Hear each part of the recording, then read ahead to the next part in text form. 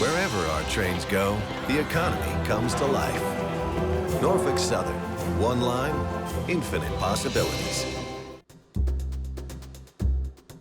Every day, Dominion Lineman Myron Burrell helps bring science to life, keeps our waterways healthy, and lifts our spirits by supporting the arts. Because communities run on far more than just electricity. Dominion, what we do every day powers your every day.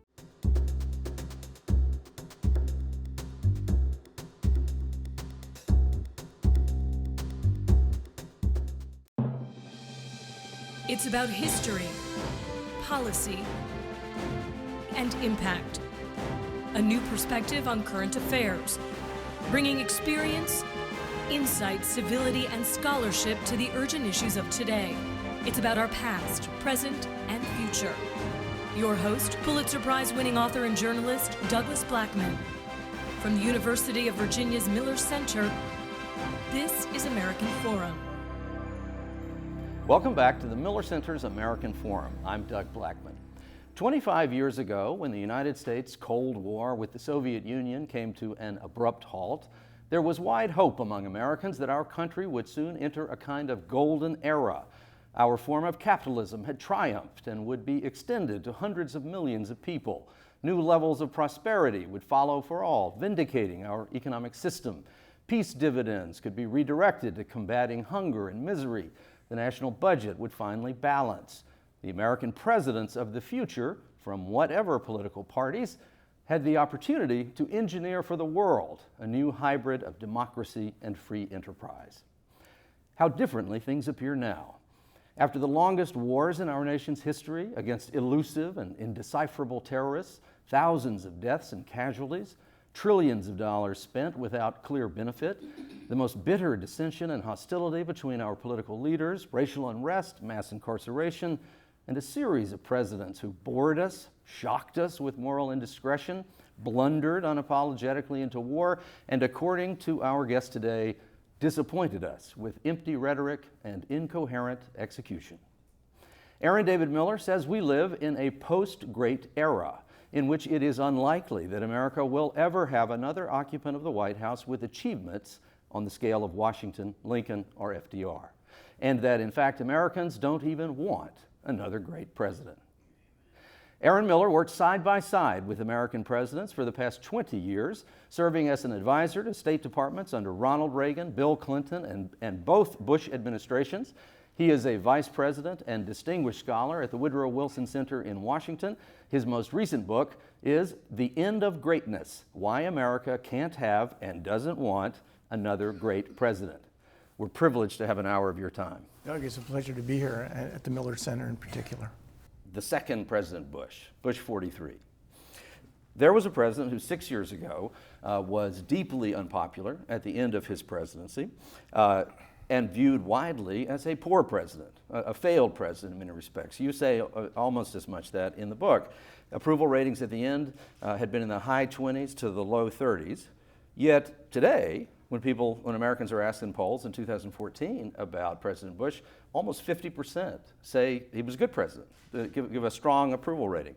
So was he a failure 6 years ago, but is he now a great president? Let's start this way. Presidents, like fine wines, age with time. And the reality is, and they age well with time.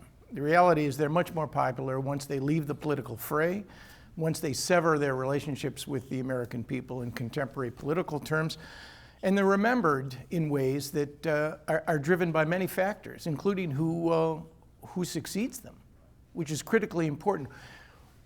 Who comes before you and who comes after you is critically important to shaping your presidential reputation. There's no question about it. And any number of presidents, look at two of our greatest, Lincoln and FDR. Lincoln preceded by James Buchanan, and Widely FDR viewed as the worst president ever. and FDR preceded by Herbert Hoover. Presidents who follow great presidents are usually individuals for whom there are very low expectations. And I would not include George W. Bush as a great president, let alone an undeniably great president.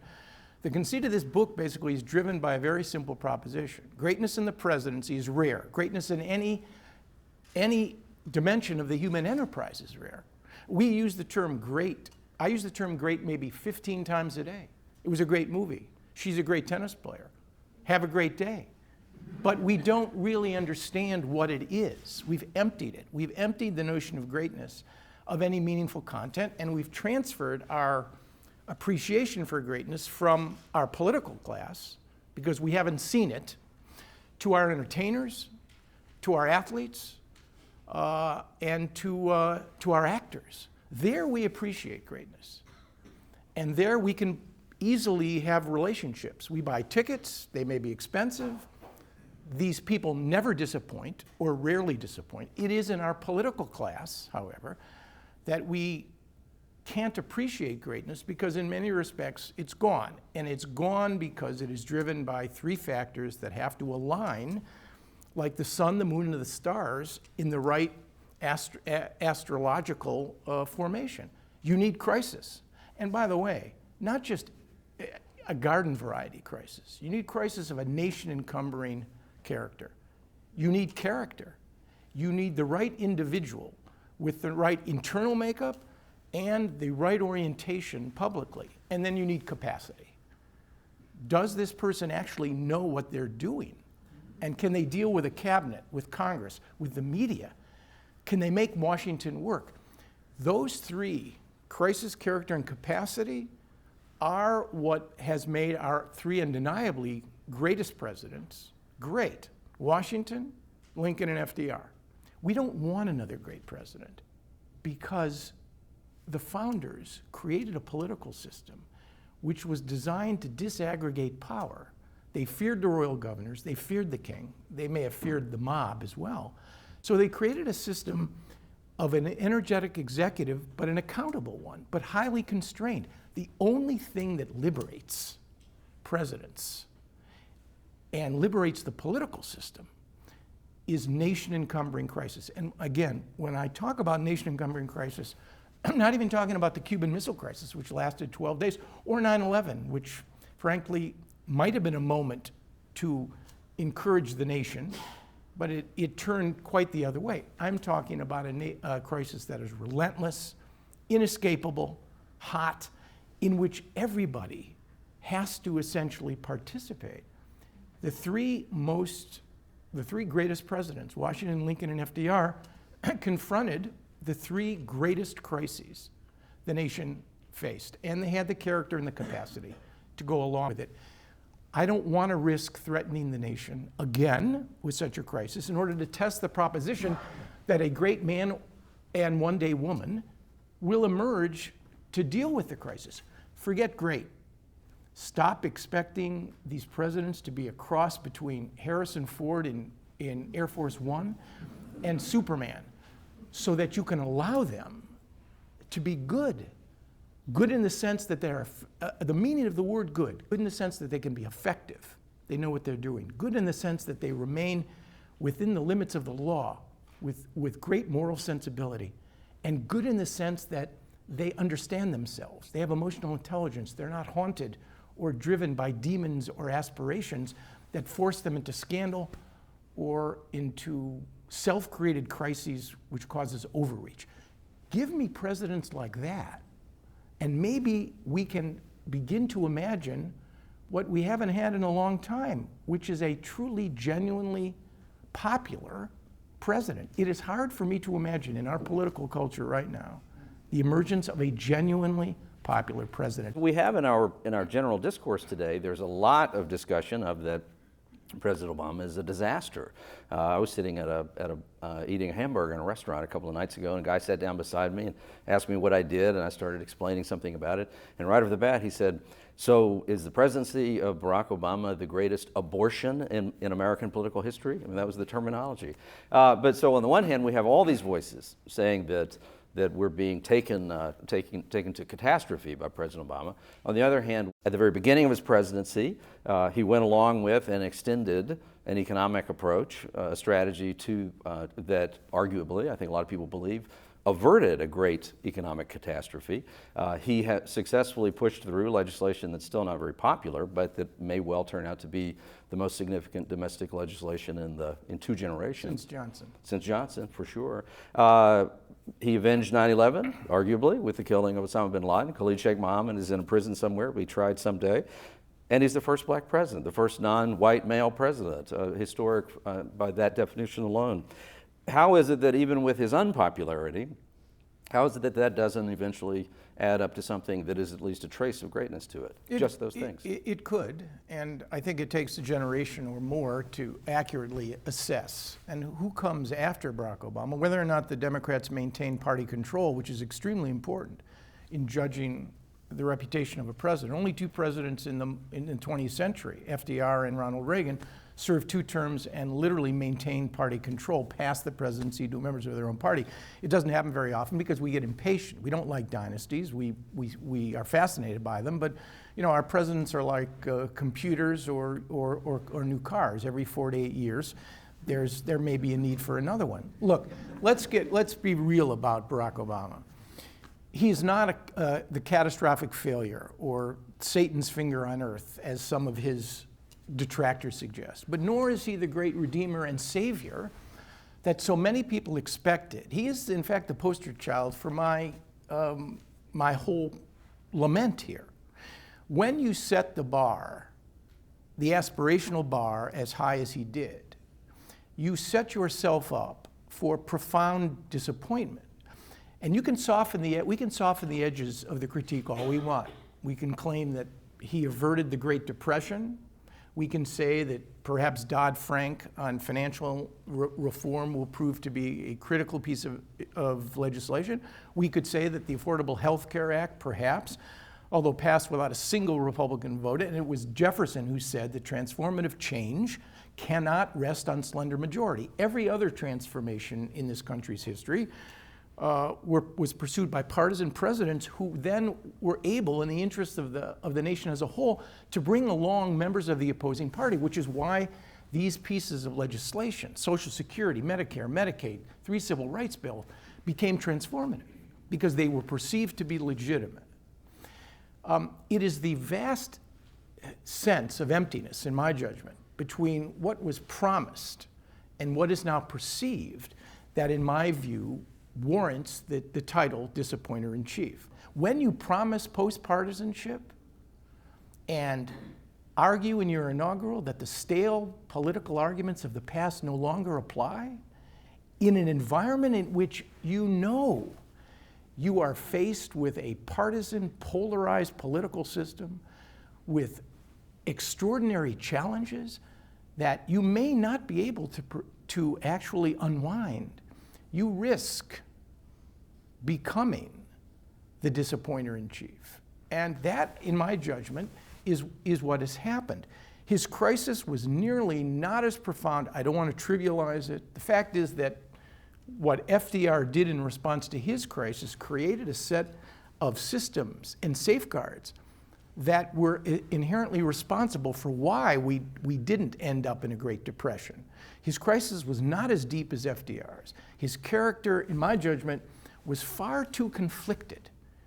He was not as fiery or as passionate. He's not the emoter-in-chief.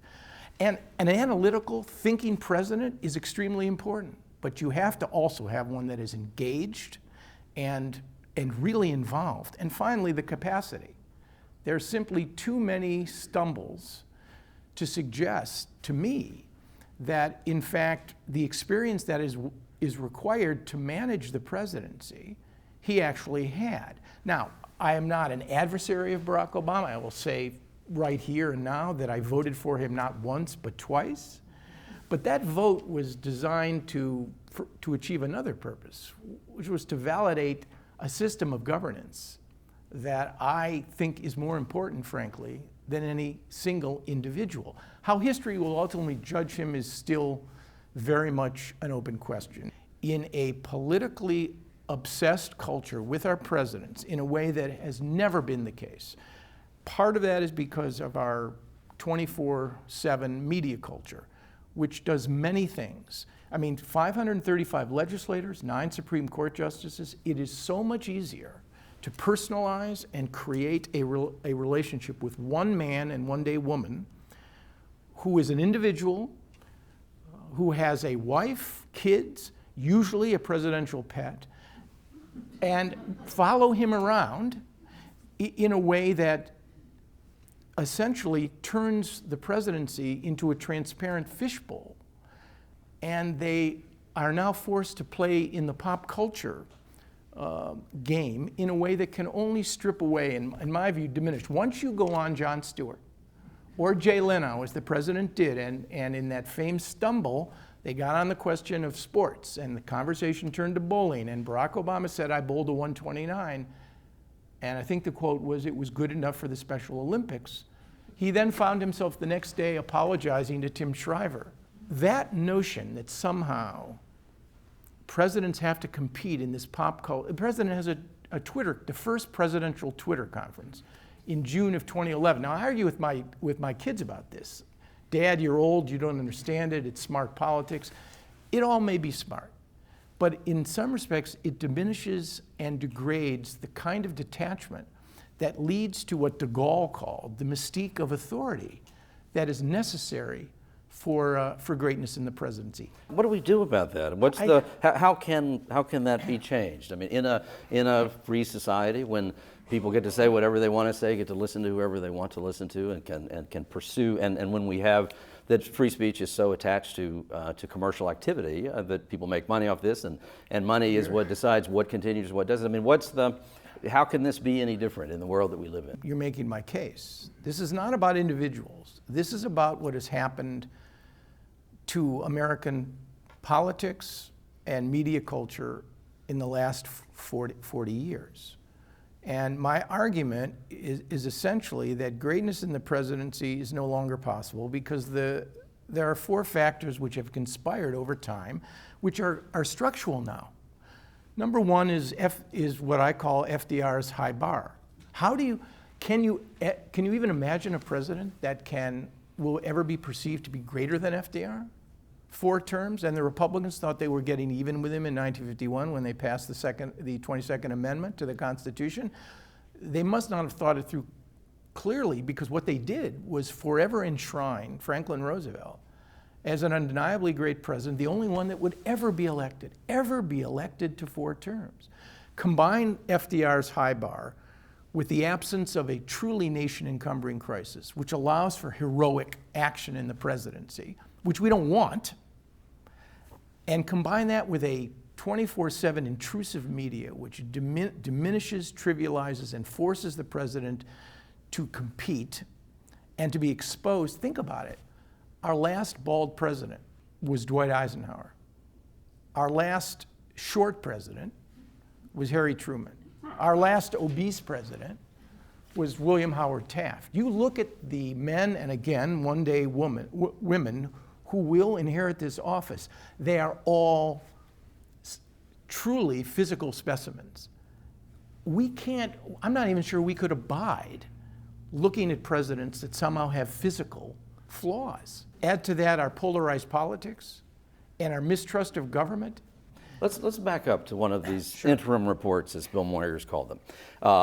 The ultimate interim report on great presidencies, and that's Mount Rushmore. So we have the faces of Thomas Jefferson, George Washington, Theodore Roosevelt, Abraham Lincoln. Two of those guys you put on your list of the truly greats. The third on your list hadn't come along yet, so his cousin is there. Hadn't come along as a president yet. But so why is it that in 1927, Thomas Jefferson and Theodore Roosevelt are great enough to be carved into a mountain, but don't make your list?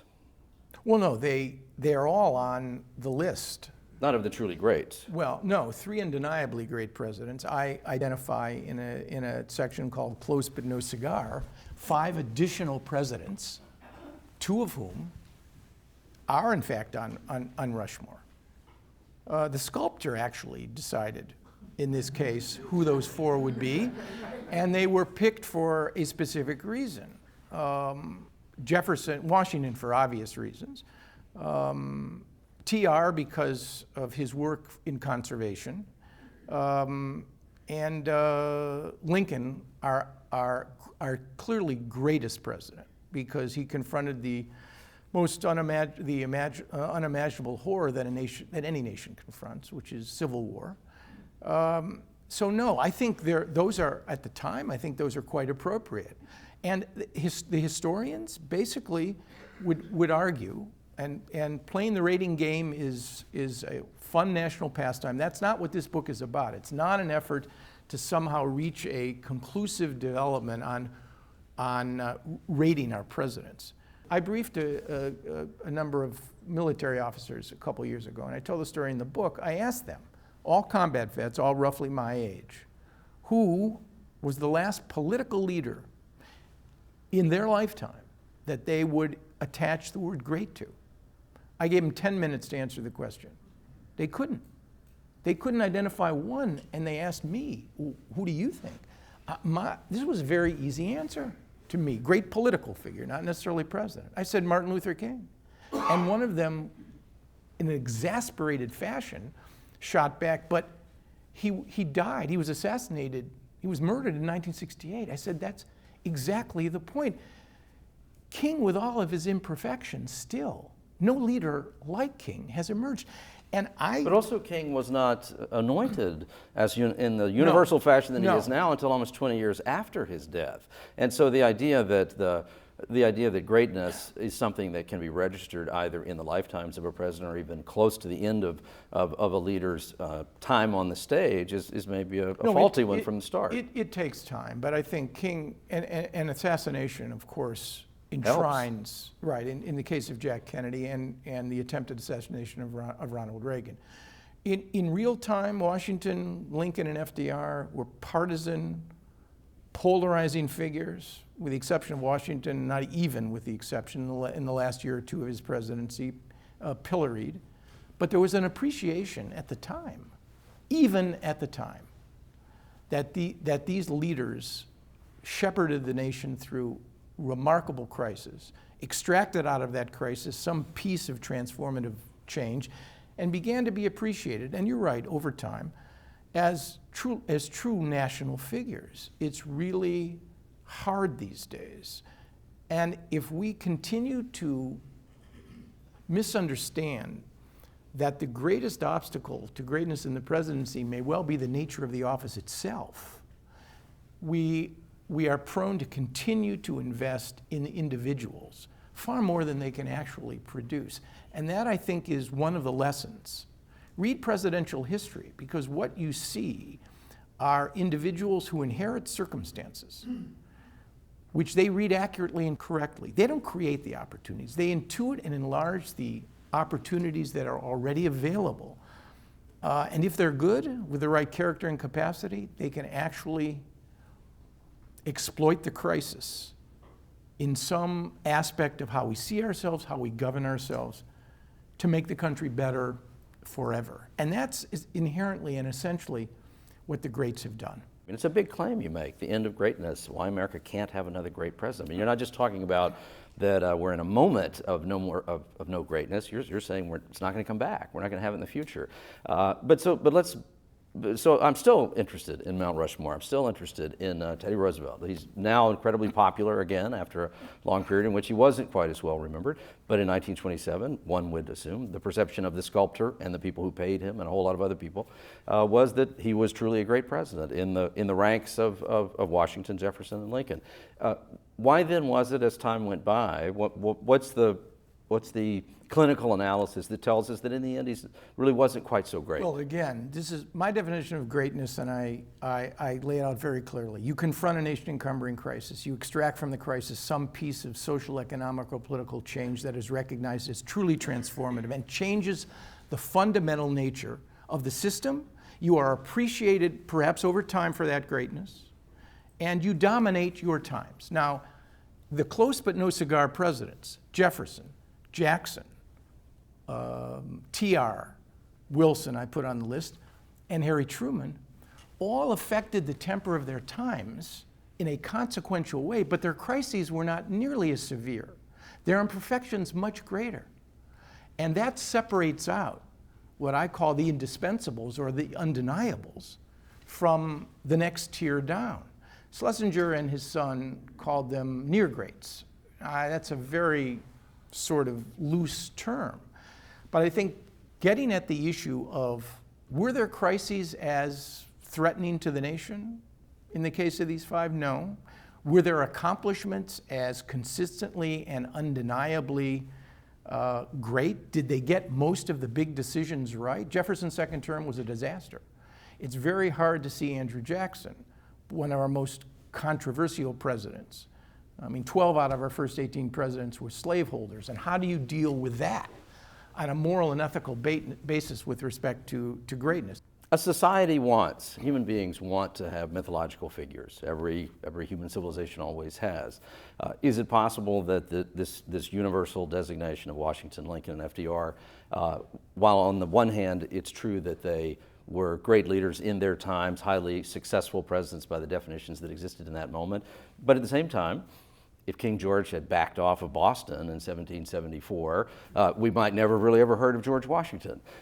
Lincoln is a guy who, yes, he's president, he holds the nation together, he's insistent on keeping the Union together. If he were president today, there would be people saying, if he would just go have a beer with the secessionists, maybe we wouldn't have to have a civil war. Right. Teddy Roosevelt dominated his time, but he himself lamented the absence of the kind of crisis that would have made him undeniably great by saying, if there had been no Civil War, Roosevelt said, no one would have known Lincoln's name. No one would have known Lincoln's name. That's an extraordinary statement. Lincoln came from nowhere, but it may well be, clearly, without the secession, without Civil War, without Lincoln refashioning the basis and extracting out of crisis a new moral foundation for the nation with the 13th Amendment, first the Emancipation Proclamation, then the 13th Amendment, and then of course the assassination. So the undeniables to me are beyond contention, and I would debate and argue with any professional historian, they would agree, these three. Washington, who fathered the nation, Lincoln, who saved it through Civil War and ensconced it on a new basis, and FDR, a crisis president who helped with confidence and experimentation get America through its greatest economic calamity and lead it through a war that was the last good war that America has probably fought. The last war that left America stronger at home and abroad was World War II. The others fall off, and their greatness is, I think, did they produce great acts in the presidency? Absolutely. I mean, Jefferson alone, Louisiana Purchase could be considered the greatest executive action in American history, given what it did to the physical size of the nation. Lincoln also, by virtue of assassination, doesn't have to deal with the fact that really, according to some people like me, African Americans don't really get fully freed from their enslavement at the end of the Civil War. He doesn't have to live with the consequences, and one can make an argument that the way that the war was prosecuted, it was highly dubious. You go to FDR, similar sorts of issues. Transformational president, but he leaves out of the equation African Americans. You know, a deal is cut with white supremacists in the South. Imperfection. And again, death. For sure. And again, death means he does not have to actually reconcile the thing that our country is still arguing about today, and that is what kind of big government, small government, how much should the government look after the people who can't look after themselves? He didn't have to reconcile those things. And so, to some degree, it's by exclusion of these historical realities from the mythology that we are able to offer these three up in such momentous terms. Yes, because nations are like individuals. They go through formative periods, and if they survive the early years, as we did, against extraordinary challenges and threats, they no longer need, this is exactly, I mean, it's music to my ears because you're validating my whole case. No, I told you I was. It's not that the, I just want to argue with you while I validate right. it. It's not that the nation is somehow permanently secure. Look, we face slower bleeds now. Debt, I call them the 6 deadly Ds: debt, dysfunctional politics, dependence on hydrocarbons, decaying infrastructure, a disastrous educational system, and deficits. These are slow bleeds. These are crises that over time will sap the economic and social power from the country. They just are, to a large degree, escapable. and they lead to political division, not to unity.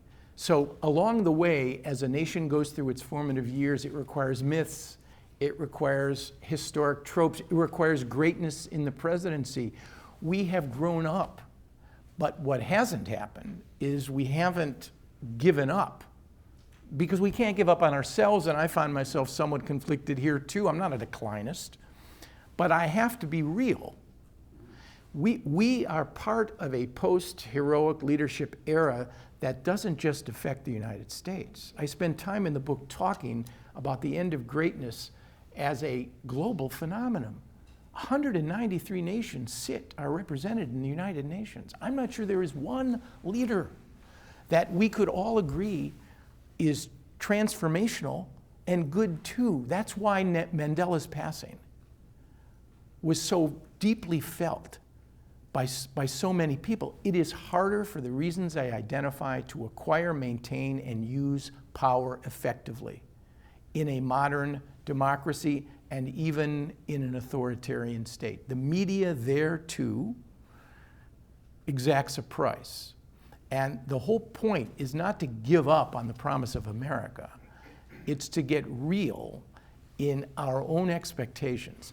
I have no illusions that within a year from now, the effort to validate the one, quote unquote, who is going to redeem and save us will already be well underway.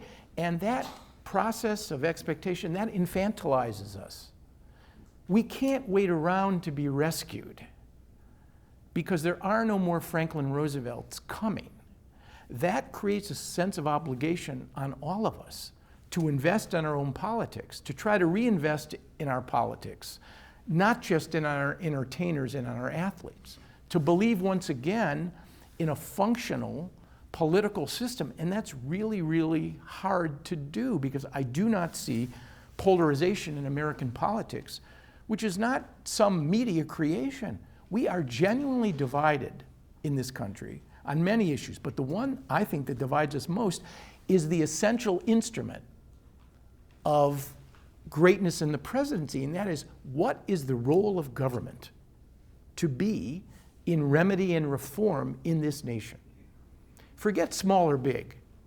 The question is how to make it effective. If a president is denied that as agency, how then does anything really change? Can we really go back to the days of very small government? A Tea Party rally in downtown Washington, one of the most extraordinary signs was the one that said, Barack Obama, don't touch my Medicare.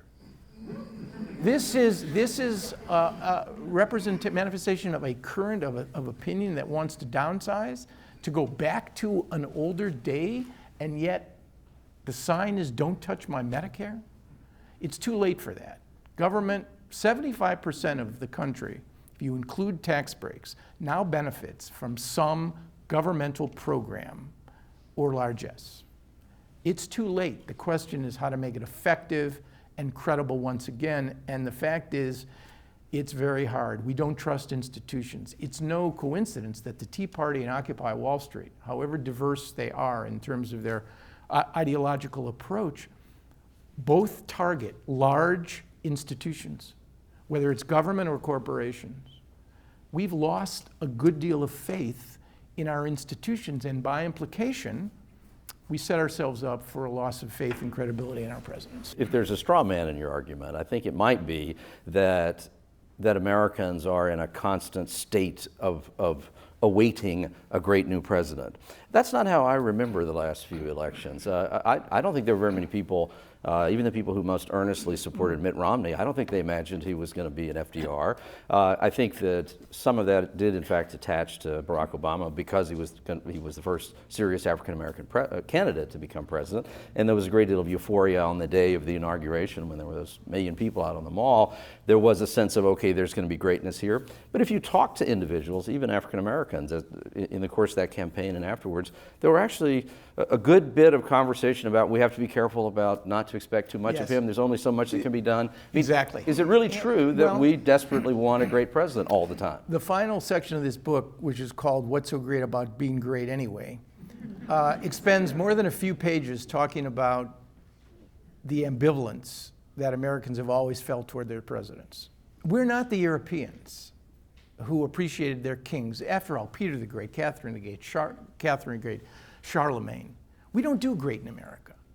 We don't, which is one of the reasons that we, in some respects, set ourselves up for a fall. We want great as commonly displayed. So Jefferson answers the door of the White House in his slippers, much to the dismay of the British ambassador at the time, who complained. Harry Truman, when he leaves the White House, he and Bess get in a car, a New York Chrysler. It was a gift. And the president and Bess drive 1,200 miles up through New Jersey and then over to Michigan. He gets pulled over for speeding. They eat in diners. There is no security. There is no advance team. It was just the two of them. We fool and trick ourselves, Doug.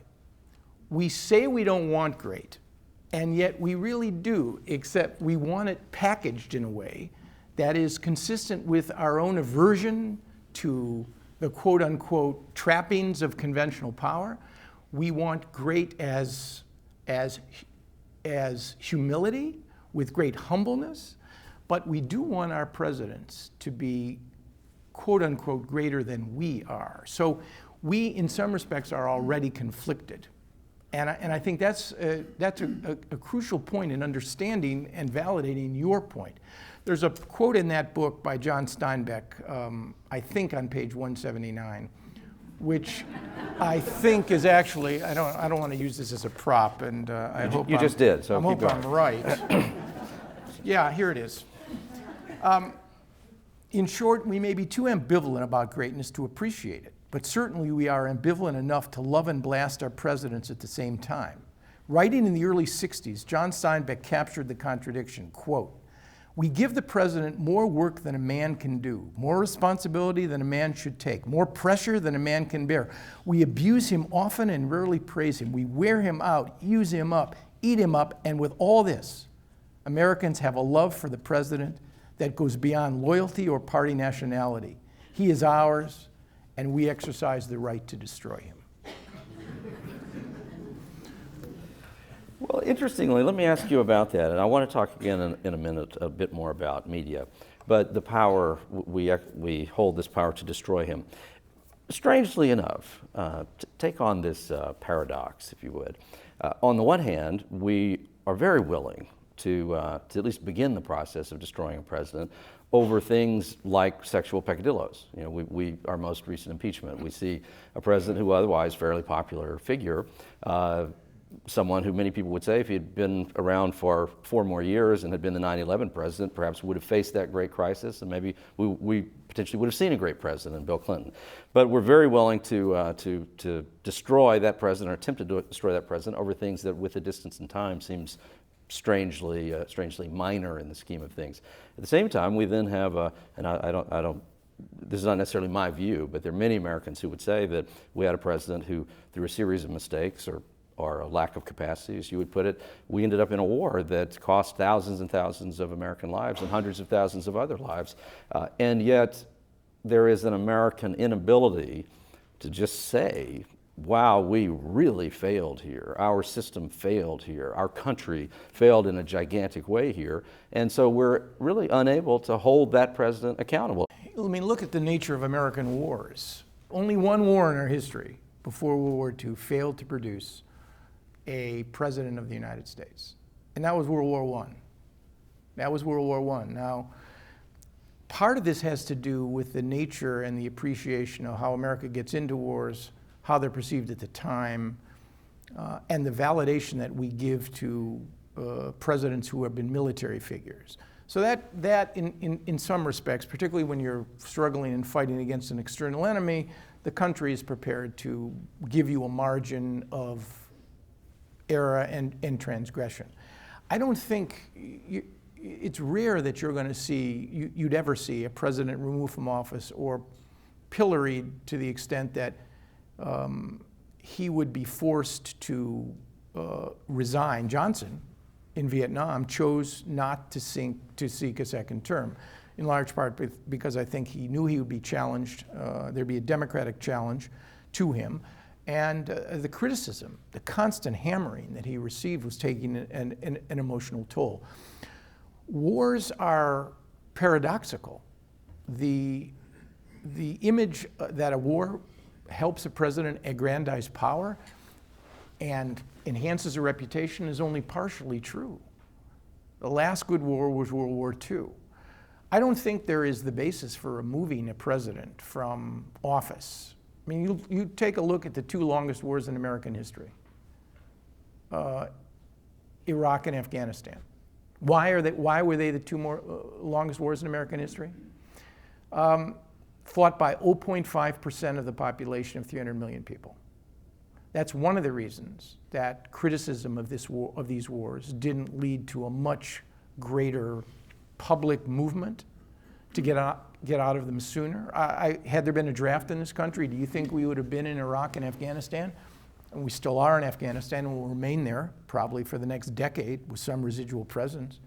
Do you think that we would have, given the nature of these wars, the asymmetrical nature of the loss of life, the fact that the standard for victory in both these wars were never could we win, but when could we leave? I'm not sure if the public were truly engaged that the result that you predicted wouldn't have occurred. That a president like Johnson wouldn't have been hammered, perhaps even driven from office. The loss of life, clearly, 6,000 plus American dead in Iraq and Afghanistan were not nearly as traumatic, although every life is a trauma, and every injury from which people will never recover is a trauma. But the loss was not as profound as Vietnam. We insulated ourselves, and we were told to insulate ourselves. 9/11 might have been a transformative experience. It might have been something that could have been used to pursue inclusion rather than exclusion. But this is one of my points. We are essentially engaged in looking at our politics and our military on a volunteer basis. We had 0.5% of the country fight the two longest wars in American history. And when my father went to war in 1941, there were 130 million people in this country. 16 million of them put on a uniform. There was a sense of shared sacrifice, shared obligation, shared responsibility. That war, literally, other than their personal lives, was the single most important factor in my father's life, my wife's father's life. And that sense of inclusiveness doesn't exist anymore, which further reinforces the problem that we have with investing something in more on a national experience in our president. We also didn't ask the American people. I mean, I think that your notion of the limited range of sacrifice that Americans were undertaking in these wars is exactly right on the military front, but it's also the case that when we make this comparison to the World War II period, that we asked the American people to finance the war in explicit ways. We purchased war bonds, we campaigned and we projected to the American people the necessity that everyone sacrifice in those ways as well. Here we finance the most expensive wars in our history by far. When you look at a day-by-day, man-by-man cost of a war, we have financed these extraordinarily expensive wars, but hidden the cost of it within the way that we tax people in all sorts of other ways and in debt, and then the parties accuse one another of gross overtaxation without saying what it was for. Yeah, and the justification and cause of World War II were so morally explicit and so clear, and victory was so comprehensive and so final. Never again would we participate in such a war. And again, I think that's a good thing. Who wants a war, another war that kills 50 million people? But in terms of our own politics, how can you invest greatness in someone else if you come to question the capacity to realize it in your own politics and in your own lives?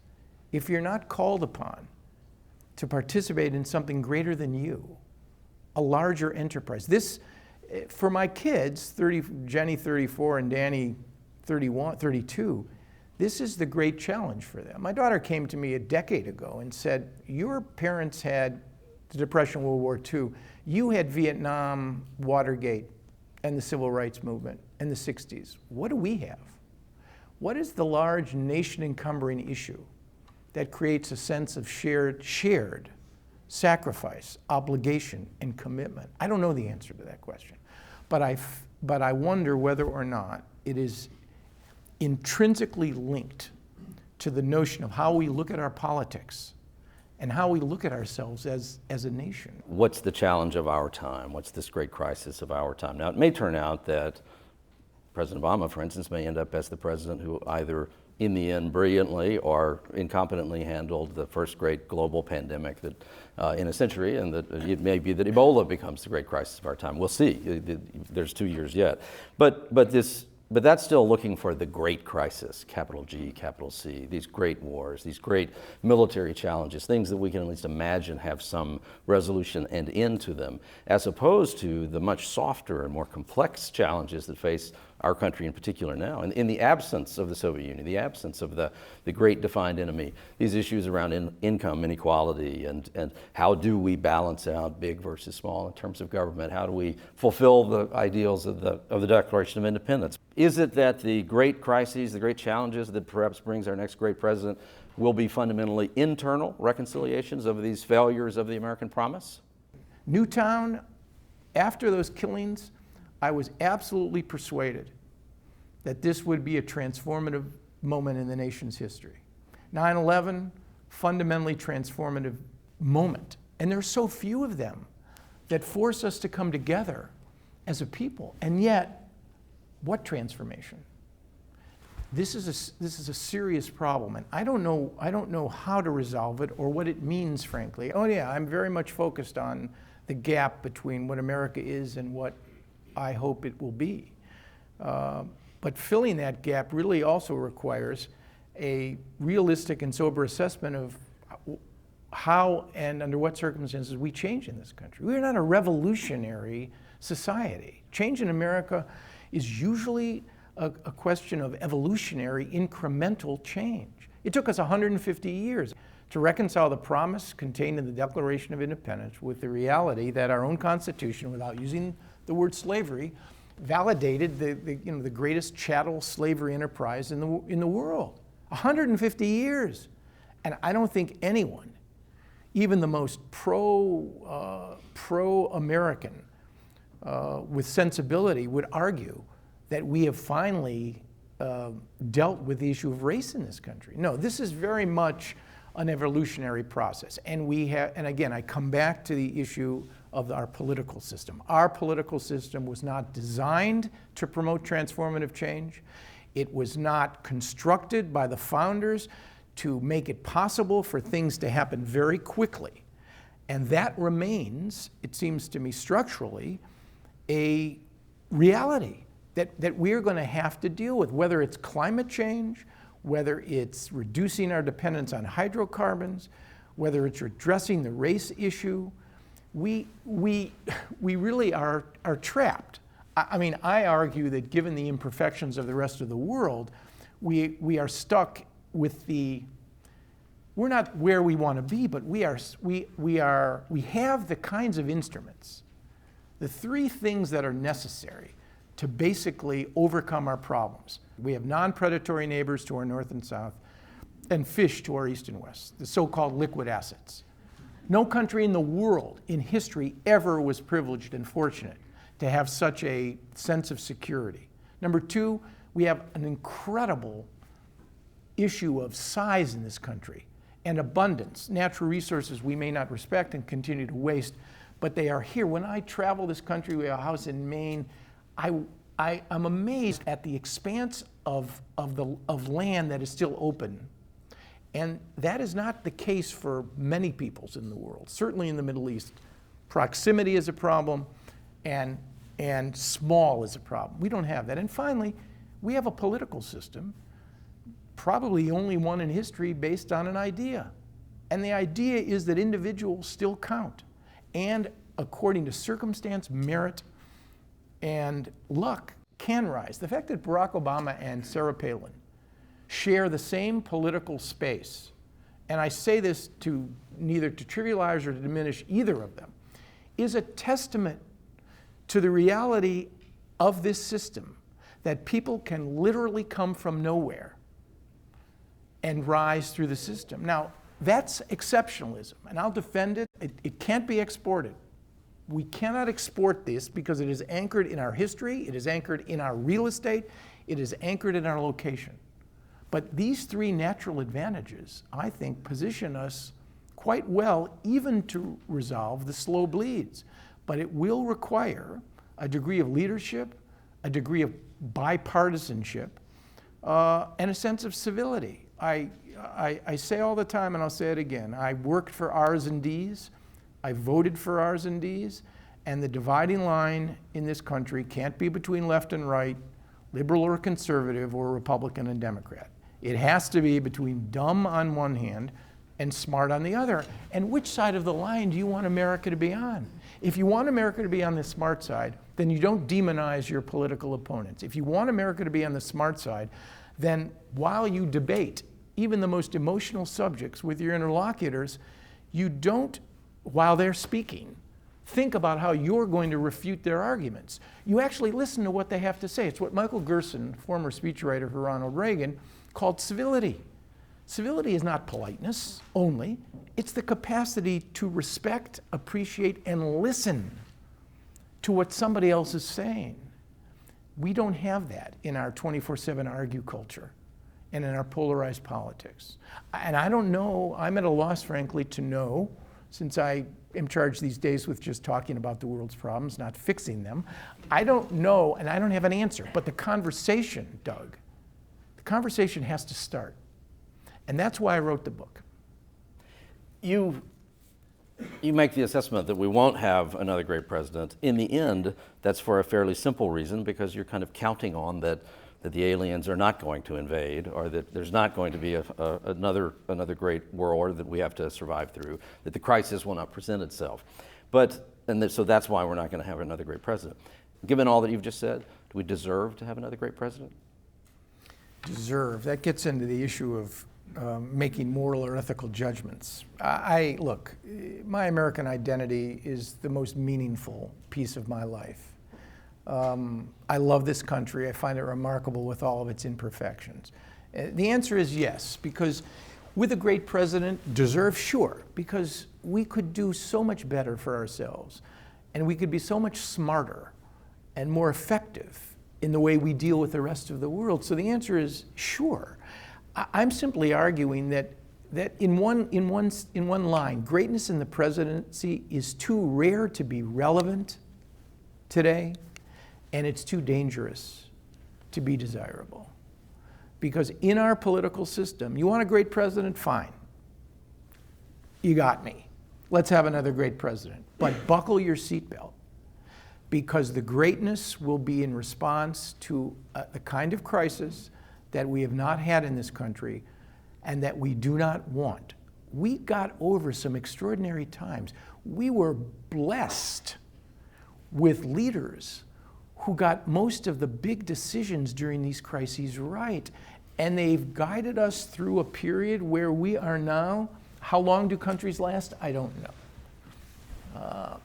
But we now have the potential to actually begin to address the less than nation encumbering crises, the ones, the slower bleeds. It just is going to require a different kind of sense of expectation and our own conception of our own politics and how we participate in them and what we actually want. And bipartisanship is critically important to this enterprise. This is not the most polarized period in American history, as you know from your own Pulitzer Prize winning book. I mean, Preston Brooks nearly killed Charles Sumner on the Senate floor, nearly caned him to death. There's a darker side to American politics, a violent side, a turbulent side, out of which greatness came. I'm trying to figure out a way that we could have really good but not great without some of these nation encumbering crises and without the kind of trauma that has so shaped our country's history. So let's let the conversation begin. Thank you very much. Thank you. The book is The End of Greatness, Aaron David Miller. Thank you.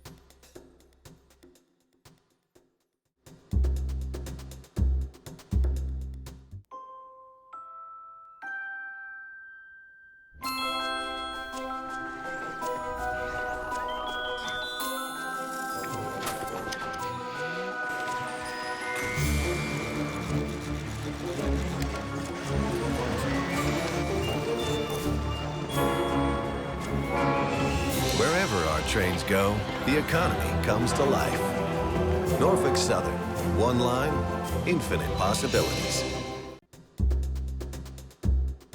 Every day, Dominion Lineman Myron Burrell helps bring science to life, keeps our waterways healthy, and lifts our spirits by supporting the arts. Because communities run on far more than just electricity. Dominion, what we do every day powers your every day.